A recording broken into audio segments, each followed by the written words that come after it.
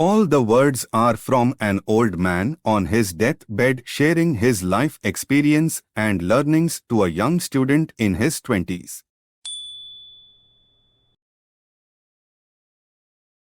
Detach yourself from every kind of feeling or emotion because everything is impermanent in life, so don't hold on to things. Take any emotion, love for a woman, what if she leaves, you are afraid or you feel the pain. If you hold back on the emotions you can never get to being detached, you are afraid of the pain, you are afraid of the grief. You are afraid of the vulnerability that loving entails. But by allowing yourself to dive in emotions all the way, over your head, you experience them fully and completely. Then you know what pain is and what love is, and then only you can say, all right, I have experienced that emotion. I recognize the emotion. Now I need to detach from that emotion. He further says, turn on the faucet, wash yourself with the emotion. It won't hurt you, it will only help you and let you know, all right, that was my moment with this emotion. Now I am not afraid of this emotion, and I know there are other emotions in the world and I am going to experience it.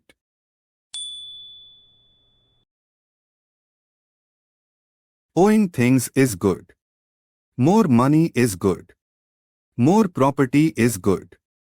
More commercialism is good. More is good. We repeated it over and over until nobody bothered to think otherwise. The average person is fogged up by all this. He has no perspective in what is really important anymore. I met a lot of people in life wanting to gobble up whether it is a car, a new piece of property or a latest toy, and they wanted to tell you about it. These are the people so hungry for love that they were accepting substitutes. They were embracing material things and expecting a sort of hug back, but it never works. Money and power is not a substitute for tenderness.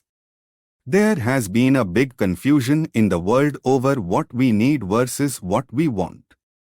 For example, you need food to be alive, but you want a chocolate sundae.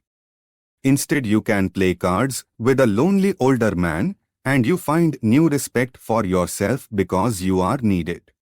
This is how you start to get respect, by offering something that you have. Devote yourself to loving others, devote yourself to the community around you. Devote yourself to create something that gives you purpose and meaning.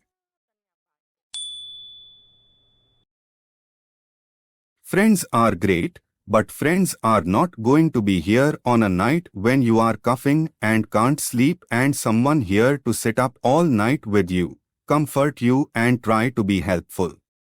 There are few rules that are true about human relations.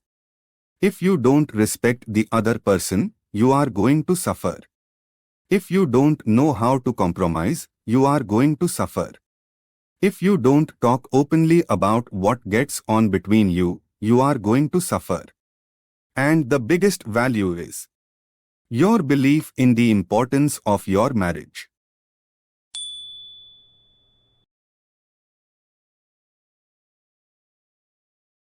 People are only mean when they are threatened, and that is what our culture does, and that what our economy does.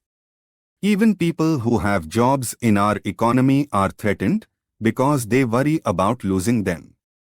And when you get threatened, you start looking for yourself, your own benefit. He further says, I don't mean you disregard every rule of the community. For example, don't go naked on road or don't run on red lights. But the things like how to think or what to value, those you must choose yourself. You can't let one or any society determine these for you. No matter where you live, the biggest defect we human being is our short-sightedness. We don't see what we could be. We should be looking at our potential, stretching ourselves into everything we can become. The problem is that we don't believe we are as much alike as we are. Men and women, black and white, Catholics and Protestants. We all have same beginning, that is birth, and we all have the same end, that is death. Invest in humankind. Invest in human family. Invest in who loves you and whom you love.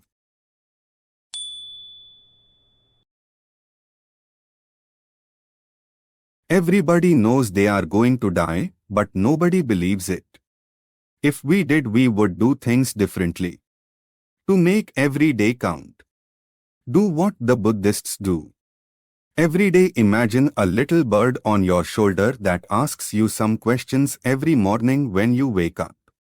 Is the day I am going to die? Am I ready to die? Am I doing all I need to do? Am I being the person I want to be? When you realize you are going to die, you see everything much differently. Like you strip away all that stuff and you focus only on essentials. At last, learn how to die and you will learn how to live. The content is inspired from the New York Times bestseller book, Tuesdays with Morrie by Mitch Albom. Thanks for watching, and if you like the content, please like, subscribe and share.